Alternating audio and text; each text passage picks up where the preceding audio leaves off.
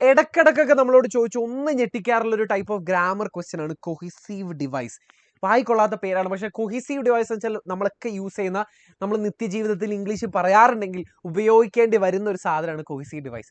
ഒരു വലിയ സെന്റൻസ് അങ്ങോട്ട് വിചാരിക്കുക, ആ വലിയ സെന്റൻസിന്റെ രണ്ട് ഭാഗങ്ങളെ കൂട്ടിച്ചേർക്കാൻ, ഒട്ടിച്ചു ചേർക്കാൻ ഉപയോഗിക്കുന്ന കുഞ്ഞു കുഞ്ഞു വേർഡ്സ് ആണ് കൊഹിസീവ് ഡിവൈസ്.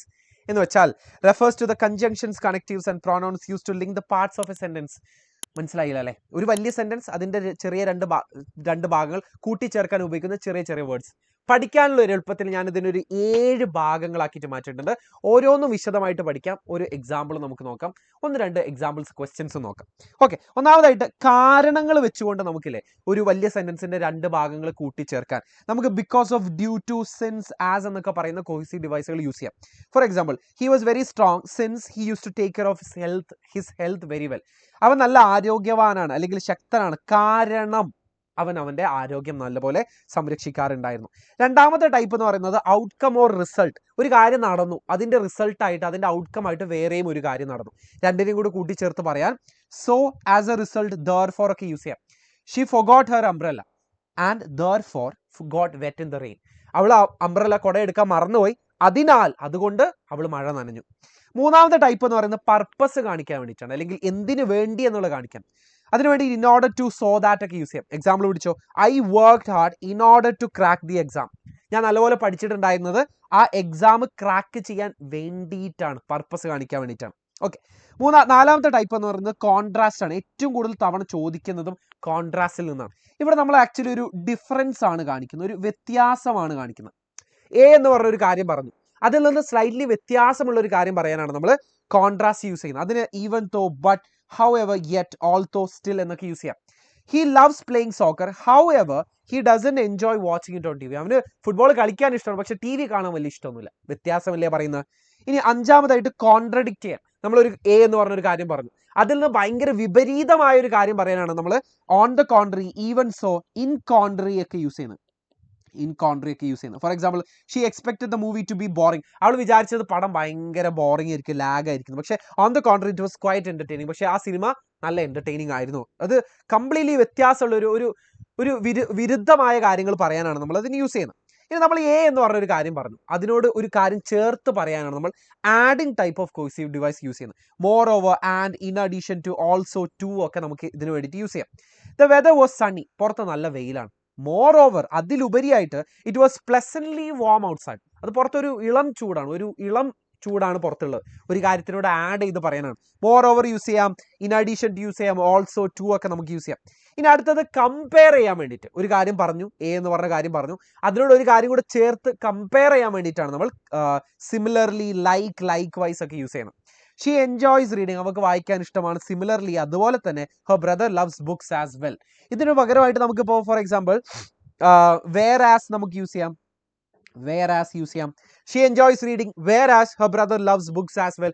സെയിം അർത്ഥമാണ്, അവർക്ക് വായിക്കാൻ ഇഷ്ടമാണ്, അതുപോലെ തന്നെ അവളുടെ അനിയനും ബുക്സ് ഒക്കെ ഇഷ്ടമാണ് എന്നാണ് നമ്മൾ പറയുന്നത്. ഓക്കെ, ഇനി നമുക്ക് കുറച്ച് ക്വസ്റ്റ്യൻസ് പഠിക്കാം. Fill in the blanks with suitable words from the box. ബോക്സിൽ കൊടുത്തിരിക്കുന്ന ബട്ട്, സോ, ഓർ, ഓൾത്തോ, ഇത്രയും കാര്യങ്ങളാണ്. 4 ഓപ്ഷൻസ് ആണ് കൊടുത്തിരിക്കുന്നത്, 3 എണ്ണമാണ് നമുക്ക് ഫില്ല് ചെയ്യേണ്ടത്. Sensual drugs are those that the body has no need for. നമ്മുടെ ശരീരത്തിന് ഒട്ടും ആവശ്യമില്ലാത്ത സാധനമാണ് സെൻഷ്വൽ ഡ്രഗ്സ് എന്ന് പറയുന്നത്.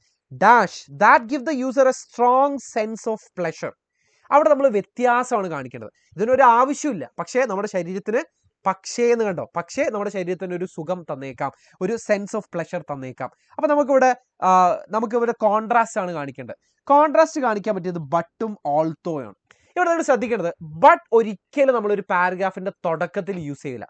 നമ്മൾ ഓൾത്തോ ആണ് നമ്മൾ കോൺട്രാസ്റ്റ് കാണിക്കാൻ പാരഗ്രാഫിന്റെ തുടക്കത്തിൽ യൂസ് ചെയ്യാൻ പറ്റും. അപ്പൊ ഇവിടെ നമുക്ക് എന്ത് യൂസ് ചെയ്യാം? ഇവിടെ നമുക്ക് ബട്ട് യൂസ് ചെയ്യാം. കാരണം എന്താ, ഇത് പാരഗ്രാഫിന്റെ തുടക്കമല്ല. ബട്ട് ദാറ്റ് ഗിവ്സ് എന്നാണ് വരുന്നത്. That gives the user a strong sense of pleasure എന്നായിരിക്കും വരിക. രണ്ടാമത്തെ question, the drug should also have restorative effects. Dash, it will unbalance healthy functions of the brain and body. ഈ ഡ്രഗ്സിനല്ലേ restorative effect, നമ്മുടെ ശരീരത്തിന് നല്ല കാര്യങ്ങളും കൂടെ ചെയ്യാൻ പറ്റണം, അല്ലെങ്കിൽ നമ്മുടെ ശരീരത്തിലുള്ള പുതുക്കി പണിയലുകൾ സംഭവിക്കണം. അല്ലാത്ത പക്ഷം എന്നാണ് പറയേണ്ടത്. അതിനു വേണ്ടിയിട്ട് നമുക്ക് ഓൾത്തോ ബട്ട് യൂസ് ചെയ്യാൻ പറ്റില്ല. സോ എന്ന് വെച്ചാൽ അത് കാരണം എന്നാണ് അർത്ഥമാക്കുന്നത്. അപ്പൊ സോയും നമുക്ക് യൂസ് ചെയ്യാൻ പറ്റില്ല. ഇവിടെ നമുക്ക് യൂസ് ചെയ്യാൻ പറ്റുന്നത് ഓർ ആണ് നമുക്കിവിടെ യൂസ് ചെയ്യാൻ പറ്റുന്നത്. അടുത്ത ചോദ്യം നോക്കിയേ, dash real dangers exist, the drug user often assumes they do not എന്നാണ് പറഞ്ഞിരിക്കുന്നത്. എന്നിരുന്നാലും എന്നുള്ള അർത്ഥത്തിലാണ്. ഇവിടെയും നമ്മൾ കോൺട്രാസ്റ്റ് ആണ് കാണിക്കുന്നത്. റിയൽ ഡേഞ്ചർ, യഥാർത്ഥത്തിൽ അപകടങ്ങളൊക്കെ ഉണ്ടായിരുന്നെങ്കിലും എന്നാണ് പറയുന്നത്. പക്ഷെ ഇവിടെ നമുക്ക് ബട്ട് യൂസ് ചെയ്യാൻ പറ്റില്ല, കാരണം ഇത് സെന്റൻസിന്റെ തുടക്കം അല്ലെങ്കിൽ പാരഗ്രാഫിന്റെ തുടക്കം. ഇവിടെ നമുക്ക് എന്ത് യൂസ് ചെയ്യാം? ഓൾത്തോ യൂസ് ചെയ്യാം. അപ്പൊ ഇതിന്റെ അർത്ഥം എന്തായിരിക്കും? റിയൽ ഡേഞ്ചറുകളൊക്കെ ഉണ്ടായിരുന്നെങ്കിലും അല്ലേ, ഉണ്ടെങ്കിലും the drug user often assumes they do not. Drug use ചെയ്യുന്ന ആൾക്കാർ എന്ത് പറയും? അതിന് പ്രശ്നമൊന്നുമില്ല, ഞാൻ അങ്ങനെ അഡിക്റ്റ് ഒന്നുമല്ല എന്ന് പറയും. അപ്പൊ ഇങ്ങനെയാണ് നമ്മൾ കൊഹീസീവ് ഡിവൈസുകൾ യൂസ് ചെയ്യേണ്ടത്. ഒരു ക്വസ്റ്റ്യനും കൂടെ നമുക്ക് നോക്കാം. Fill in the blanks with suitable words from the box. നമുക്ക് തന്നിരിക്കുന്ന in spite of, in place of, but contrary to.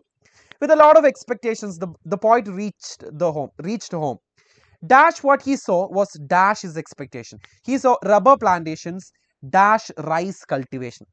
ഒരുപാട് പ്രതീക്ഷകളുമായിട്ട്, with a lot of expectation, the point reached home. നമ്മുടെ റൈസ് എന്ന് പറഞ്ഞ ചാപ്റ്റർ എന്ന് കേട്ടോ. പുള്ളിക്കാരൻ വീട്ടിലെത്തിയ സമയത്തോ ഡാഷ് വാട്ട് ഹീ സോ എന്ന് പറയുമ്പോൾ എന്താണ്? പക്ഷേ എന്നുള്ള അർത്ഥത്തിലാണ്. പക്ഷേ, but what he saw was, ഇത് സെന്റൻസിന്റെ ഇത് പാരഗ്രാഫിന്റെ തുടക്കത്തിലല്ലാത്തതുകൊണ്ട് നമുക്ക് ബട്ട് യൂസ് ചെയ്യാം. But what he saw was dash his expectation. പുള്ളിക്കാരന്റെ പ്രതീക്ഷകൾക്ക് വിപരീതം അല്ലെങ്കിൽ വിരുദ്ധമായതിന് നമ്മൾ എന്താ യൂസ് ചെയ്യുക? കോൺട്രറി ടു, ഇൻ കോൺട്രറി അല്ലെങ്കിൽ ഓൺ ദ കോൺട്രറി ഒക്കെയാണ് യൂസ് ചെയ്യുക. അപ്പൊ കോൺട്രറി ടു ഹിസ് എക്സ്പെക്ടേഷൻസ്, അയാളുടെ പ്രതീക്ഷകൾക്ക് വിരുദ്ധമായിരുന്നു അല്ലെങ്കിൽ പ്രതീക്ഷകൾക്ക് വിപരീതമായിരുന്നു എന്നാണ് പറയുന്നത്. He so rubber plantation in place of ആണോ ഇൻ സ്പൈറ്റ് ഓഫ് ആണ്? ഇൻ സ്പൈറ്റ് എന്ന് വെച്ചാൽ എന്നിരുന്നാലും എന്നാണ്. ഇൻ പ്ലേസ് എന്ന് വെച്ചാൽ എന്താ? ഒന്നിന്റെ സ്ഥാനത്ത് മറ്റൊന്ന് എന്നുള്ളതാണ്. അപ്പോൾ ഇവിടെ എന്താ വരിക? In place of rice cultivation എന്നാണ് വരിക. സോ ഇങ്ങനെയാണ് കൊഹീസീവ് ഡിവൈസുകൾക്ക് തെറ്റിക്കാതെ ഉത്തരം എഴുതേണ്ടത്. ചിലപ്പോൾ നമ്മൾ പഠിച്ചതിൽ നിന്നുള്ള ഈ 7 ടൈപ്പിൽ നിന്ന് കുറച്ച് പുറത്തുനിന്നൊക്കെ ചോദിക്കാം. പക്ഷെ അങ്ങനെ വരുന്ന സമയത്ത് നമുക്ക് അറിയുന്നത് എന്തായാലും ഒരു 3-4 അതിലുണ്ടാവും. ഒരു 5 ഓപ്ഷൻ ഉണ്ടെങ്കിൽ അതിൽ 3 മിനിമം നിങ്ങൾക്ക് അറിയുന്നുണ്ടാവും. അപ്പോൾ അത് വെച്ചിട്ട് നമുക്ക് ബാക്കിയുള്ളതിനെ ടിക്ക് ഓഫ് ചെയ്യാം, മാർക്ക് ഓഫ് ചെയ്ത് കളയാം. അങ്ങനെയാണ് നമ്മൾ ശരിയായ ഒരു ഉത്തരം കണ്ടുപിടിക്കുന്നത്. ഇതുപോലത്തെ വീഡിയോസ് നിങ്ങൾക്ക് ആവശ്യമാണെങ്കിൽ, ഉപകാരപ്പെടുന്നുണ്ടെങ്കിൽ ഇപ്പോഴേ ചാനൽ ഒന്ന് സബ്സ്ക്രൈബ് ചെയ്യുക.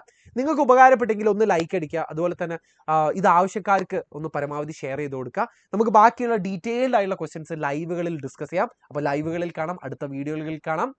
Okay, all the best. By.